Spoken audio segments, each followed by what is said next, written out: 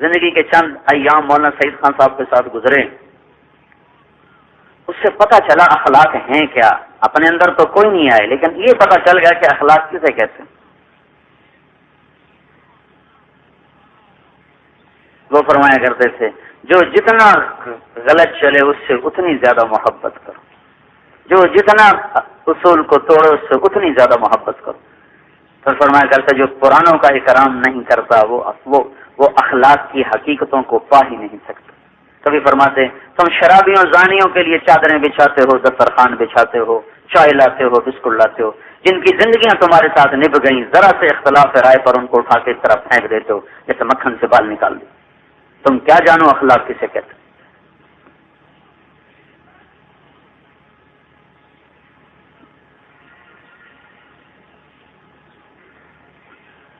تو اس لیے بھائیو یہ بڑا وزنی عمل ہے، بڑا وزنی عمل ہے حسن اخلاق.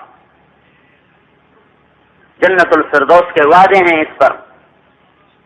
ایسا ڈھونٹ سی لو، کسی کی نہ غیبت کرو نہ سنو، جہاں کسی کی کمی دیکھو اس کی اچھائی بیان کرو. نبی تو نبی ہوتا ہے، اس کا تو ہر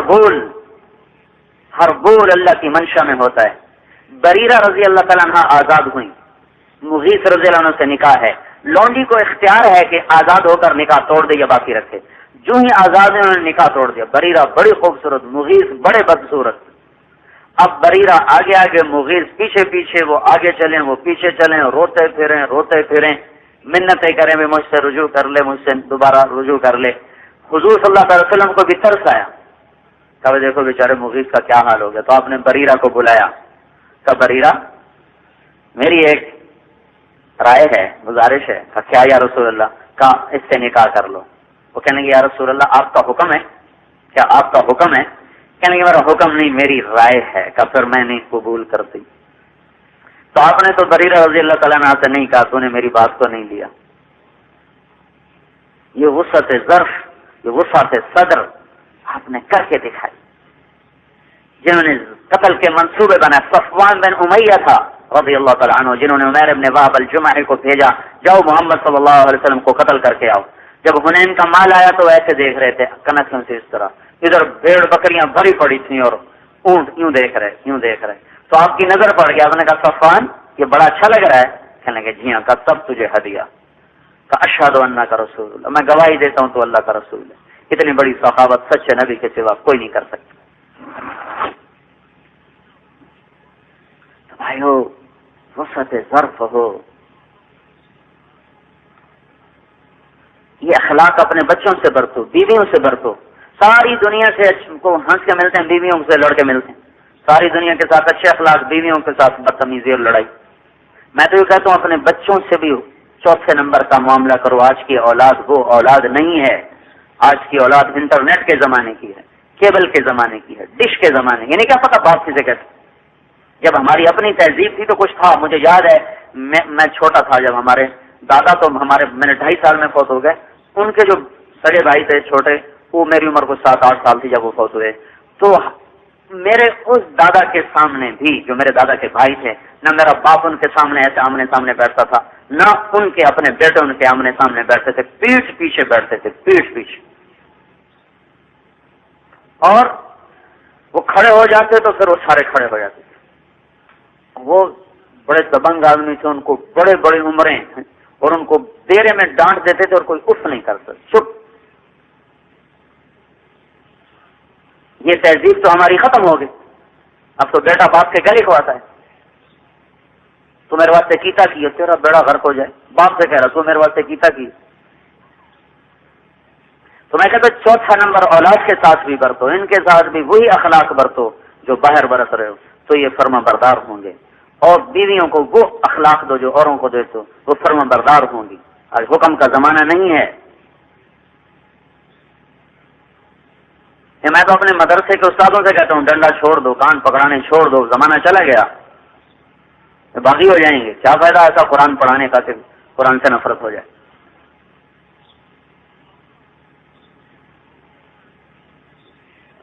یہ اخلاق یہ مشکل ترین سبق، ایسے میں تھوڑا سا اس کو میں نے تفصیل سے بتایا ہے. اور یہ صبح میں اکثر پرانے لوگ ہوتے ہیں، کام کرنے والے لوگ، اس لیے تھوڑا سا اس کو میں وضاحت سے عرض کرتا ہوں. ہمیں اس کی ضرورت ہے، ہم اس کے محتاج ہیں، اس وقت اشد ضرورت ہے اس کی اس وقت. ایسے ہی نیتیں ڈاواں ڈول ہو رہی ہیں جب مجموع کی کثرت. مولانا ظاہر شاہ صاحب رحمۃ اللہ علیہ بڑے حکیم ہمارے استاذہ میں سے بڑے، ایک دفعہ فرمانے لگے یہ جو تبلیغ کا ممبر ہے نا، تبلیغ کا ممبر اب یہ بھی بہت بڑا فتنہ بن چکا ہے. ہمارا سبق ہو رہا تھا کنز کا، حالانکہ ابھی تو بہت بہت دور کے ساتھ اللہ نے ان کو بڑی دور کی نظر عطا فرمائی تھی، یعنی کہ یہ فتنہ بن چکا ہے فتنہ. پھر کہنے لگے اللہ کا شکر ہے آج تک کبھی ممبر پہ بیٹھنے کی خواہش ہی نہیں پیدا ہوئی. پھر ایک دفعہ مجھے یاد ہے ہمارا سبق ہو رہا تھا مطبخ میں، لڑکے روٹیاں پکانے میں آخر نوجوان کوئی نہ کوئی شرارت بھی کر بیٹھتے، کوئی سستی بھی کر بیٹھتے، تو اکثر وہ مطبخ والوں کی طرف سے شکایتیں آتی. تو پھر اس کے سدباب کے لیے طے ہوا کہ ایک استاد صبح کے وقت جب روٹی پکائی جاتی ہے تو وہ مطبخ میں بیٹھ کے سبق پڑھایا کریں. تو مولانا تو بدلتی رہتی تھی باریاں. تو ہمارا حیات الصحابہ کا سبق تھا اور مولانا ظاہر شاہ صاحب رحمۃ اللہ علیہ ہمیں سبق پڑھا رہے تھے. اور اس وقت پرانا مطبخ ہوتا تھا، اس وقت 2 داشیں ہوتی تھیں جن میں اب تو مشینیں لگ گئیں، اس میں روٹی پکتی تھی. سردیوں کے دن تھے، جنوری کے، شدید سردی، نیچے ٹھنڈا فرش اور اس پر چٹائیاں تھی ٹوٹی ہوئی پھٹی ہوئی، مجھے نظرہ لگا ہوا تھا. تو ہم ٹھٹر رہے تھے سردی کی شدت.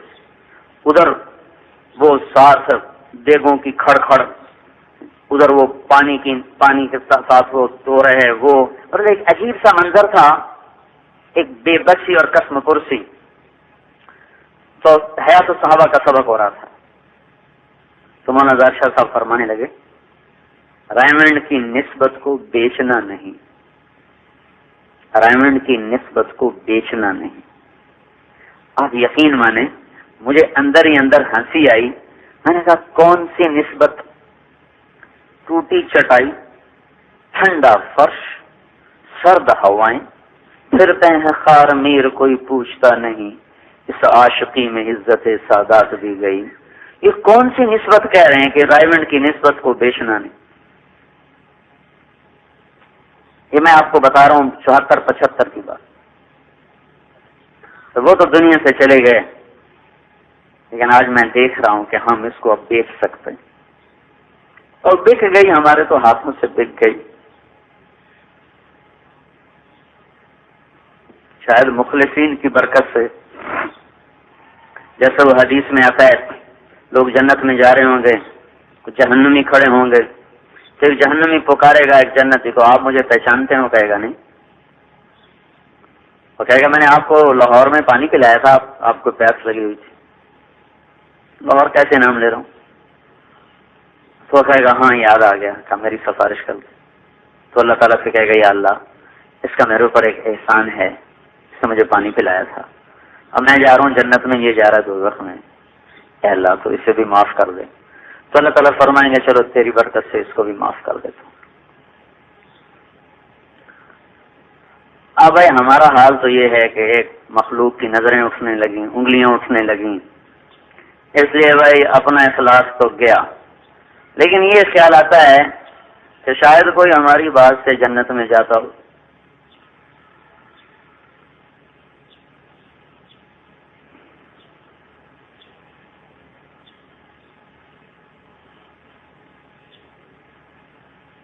قسم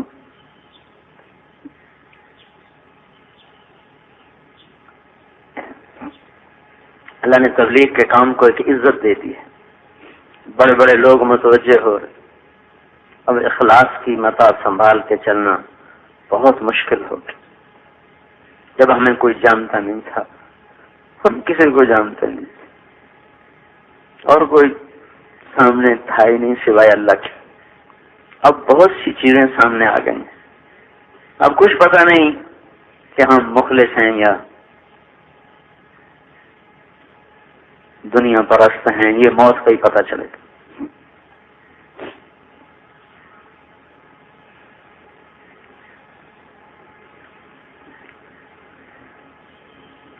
تو جب استقبال کا دور آتا ہے تو انس رضی اللہ تعالیٰ عنہ جیسی ہستی فرماتے ہیں کہ ہم نے تنگی کا دور بھگت لیا، اس میں ہم پاس ہو گئے، لیکن جب ہم پہ فراخی کا دور آیا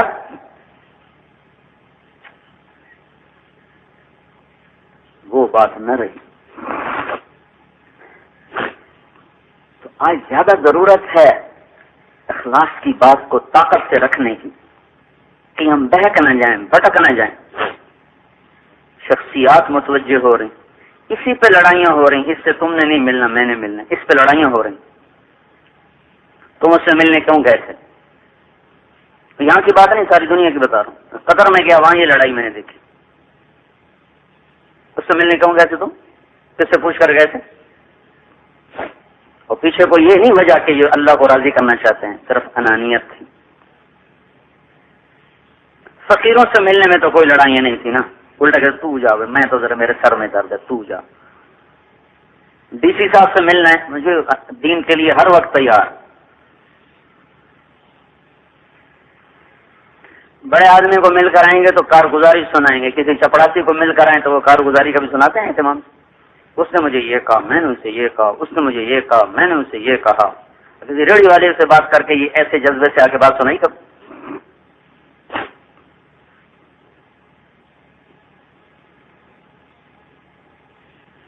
ہم تو خود خواص میں کام کر رہے ہیں نا پچھلے 15 سال سے، ہمیں تو اس راہ کے کانٹوں کا پتہ چل چکا ہے کہ یہ کیسا خاردار ہے اور کیسے اس کے اندر بغض چھپے ہوئے ہیں اور نفرتیں چھپی ہوئی ہیں۔ بنگلہ دیش میں تھا اجتماع میں، تو میں وہاں جو خواص کا خیمہ ہوتا ہے اس کا انتظام بہت اچھا ہوتا ہے، اور جو عمومی خیمہ ہوتا ہے اس کا انتظام بہت نرم ہوتا ہے۔ ہمارے ہاں تھوڑا سا فرق ہوتا ہے، اتنا زیادہ نہیں۔ وہاں خواص کے لیے بہت اعلیٰ انتظام کرتا، عوام کا انتظام بہت کمزور ہوتا۔ تو میں نے وہاں خواب دیکھا کہ آواز لگ رہی جنت کو چلو جنت کو، لوگ جا رہے ہیں، میں بھی چل پڑا۔ جب میں دروازے پر پہنچا تو ایک آدمی نے ڈنڈا آگے کر دیا، پیچھے سے آواز آئی جانے دو، تو اس نے ڈنڈا پیچھے ہٹا لیا۔ جب میں اندر داخل ہوا تو آگے میں نے کیا دیکھا کہ بنگلہ دیش کے اجتماع کا جو عمومی میدان تھا وہ سامنے عمومی پنڈال، وہ سب لوگ غریب غریب ایسے بیٹھے ہوئے بستروں کے ساتھ چپکے ہوئے۔ میرے دل میں آیا، میں نے زبان سے نہیں کہا، میرے دل میں آیا، میں نے کہا یہ کون سی جنت ہے، یہ کون سی جنت؟ تو مجھے غیب سے آواز آئی، یہی تو جنت ہے، یہی تو جنت ہے۔ کیا مطلب؟ اکثر جنت کے لوگ فقیر ہوں گے، اکثر اہل الجنت فقراء، جنت کے اکثر لوگ فقیر ہوں گے۔ فقیروں میں چلنے پھرنے سے تواضع پیدا ہوتی ہے، عاجزی پیدا ہوتی ہے، بڑے لوگوں کے ساتھ اٹھنے بیٹھنے سے ملنے سے بڑائی پیدا ہوتی ہے، اور جب پیدا ہوتا ہے تکبر چپکے سے اندر آ جاتا ہے، پتہ بھی نہیں چلتا۔ اللہ کی کو راضی کرنے کا ہر وقت جذب، اس لیے ہمارا 5واں نمبر ہے تصحیح نیت۔ تصحیح نیت، یہ باب تفعیل ہے جو تکرار کا تقاضا کرتا ہے۔ ہر وقت اپنی نیت کو ٹھیک کرتے رہنا، ہر وقت اپنی نیت کو ٹھیک کرتے رہنا، کبھی کسی وقت بھی اپنی نیت پہ اعتماد نہ ہو کہ میں تو بڑا مخلص آدمی۔ نافق حنظلہ، نافق حنظلہ، حنظلہ منافق ہو گیا، منافق ہو گیا۔ حنظلہ جیسا آدمی کہہ رہا ہے حنظلہ منافق ہو گیا۔ عمر جیسا آدمی حضرت حذیفہ کو بلا کے پوچھ رہے ہیں میرا نام منافقوں میں تو نہیں لکھا ہوا؟ بھائی ہر وقت ڈر ہو اپنی محنت کے مردود ہونے کا، اور ہمارے پاس ہے کہ ہم اللہ کو کیا دکھائیں گے؟ خود سوچو بھائیو، کیا چیز ہے جو ہم اللہ کو پیش کریں؟ عمر جیسا آدمی، عمر جیسا جس کا اسلام مانگا گیا، اے اللہ عمر دے دے، 2 عمر میں سے ایک دے دے، اور عمر بن خطاب میں خاص طور پہ مانگتا ہوں، اس طرح مانگے گئے۔ اور عرفات کے میدان میں حضور نے کہا اللہ سب پہ فخر کر رہا ہے، عمر بن خطاب پہ خاص طور پہ فخر کر رہا ہے. جن راہوں سے عمر گزر جائے شیطان راہیں چھوڑ جاتا ہے. میرے بعد کوئی نبی ہوتا تو عمر ہوتا. عمر میں نے جنت میں محل دیکھا. میں نے پوچھا کس کا ہے؟ کہا گیا قریشی کا ہے. میں سمجھا میرا ہے. میں جانے لگا تو کہا گیا عمر بن خطاب کا ہے. میرے 2 وزیر دنیا میں ابو بکر اور عمر. میرے 2 وزیر آسمان میں جبریل و میکائیل. ایسی ہستی 22 لاکھ مربع میل میں اسلام پھیلا. حضرت عائشہ نے فرمایا عمر کا ذکر کیا کرو کہ عمر کا ذکر کرنا بھی اللہ کی یاد دلا دیتا ہے. ایسی ہستی. اما عائشہ کہہ رہی ہیں عمر کا ذکر کیا کرو. عمر کا ذکر ایسا ہے جیسے اللہ کا ذکر کرنا کہ اللہ کی یاد آ جاتی. ایسی ہستی. اور نماز میں خنجر لگا اور آپ نے کہا اے لوگوں میں ابو بکر سے راضی ہوں اس کے مقام کو پہچاننا. میں عمر سے راضی ہوں اس کے مقام کو پہچاننا. میں عثمان سے راضی ہوں. میں علی سے راضی ہوں. ایسے لوگ. نماز میں خنجر لگا اور کافر کے ہاتھوں لگا. مسلمان کے نہیں. شہادت علیہ، شہادت کامل. جب دیکھا کہ موت اب آ کے ہی رہے گی تو بیٹے کو کہا جاؤ اما عائشہ سے پوچھ کے آؤ کہ عمر اپنے ساتھیوں کے ساتھ دفن ہونے کی اجازت چاہتا ہے. امیر المومنین نہ کہنا اب میں عمر ہوں، امیر نہیں ہوں. تو جب وہ گئے تو حضرت عائشہ رضی اللہ تعالیٰ عنہ رو رہی تھی، بیٹھی رو رہی تھی. تو انہوں نے عرض کی ابا میرے ابا یہ چاہتے ہیں. تو حضرت عائشہ رضی اللہ تعالیٰ عنہ نے فرمایا یہ جگہ تو میں نے اپنے لیے رکھی ہوئی تھی لیکن اگر عمر چاہتا ہے تو اسے مجھ پر ترجیح ہے، میری طرف سے اجازت. یہ مقام مل گیا، حضور کے پڑوس بھی مل گیا. پھر انہوں نے واپس آ کر کہا آپ کو مبارک ہو، اجازت مل گئی. پھر کہنے لگے ممکن ہے میرے شرم میں اجازت دے دی ہو، جب میں مر جاؤں نا تو پھر مجھے لے جانا اور دروازے کے باہر رکھ دینا اور پھر دوبارہ پوچھنا. اس وقت اگر اجازت دیں تو پھر اندر لے جانا ورنہ مجھے واپس قبرستان میں جا کے دفن کر دینا. تو جب موت کی دستک محسوس کی تو اپنے بیٹے سے کہا میرا سر زمین پہ رکھ دے. ان کا سر گود میں تھا، زمین پہ رکھ دے. جب سر انہوں نے زمین پہ رکھا تو اپنے گال جو تھے نا وہ زمین پہ ایسے ایسے یوں رگڑنے لگے اس طرح اور کہنے لگے ویل لک یا عمر ان لم یغفر لک ربک. اے عمر تو ہلاک ہو گیا اگر تیرے رب نے تجھے معاف نہ کیا. اے عمر تو ہلاک ہو گیا اگر تیرے رب نے تجھے معاف نہ کیا. کون یہ کہہ رہا ہے؟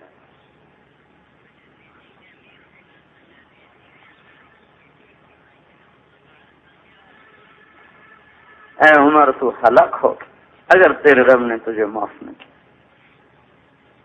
اور یہ ہمارے نوجوان کہہ رہے ہیں جنت تو یہ راستے کی گری پڑی چیز ہے. میں نے خود ان کانوں سے سنا جنت تو اس راستے کی گری پڑی چیز ہے. اللہ کے واسطے ہوش میں آؤ، کیا واہیات بول رہے ہو.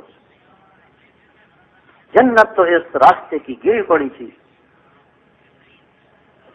جن کو جنت کی بشارتیں مل گئیں کہ مر گیا عمر اگر اللہ نے اسے معاف نہ کیا، ہلاک ہو گیا عمر اگر اللہ نے ان سے معاف نہ کیا.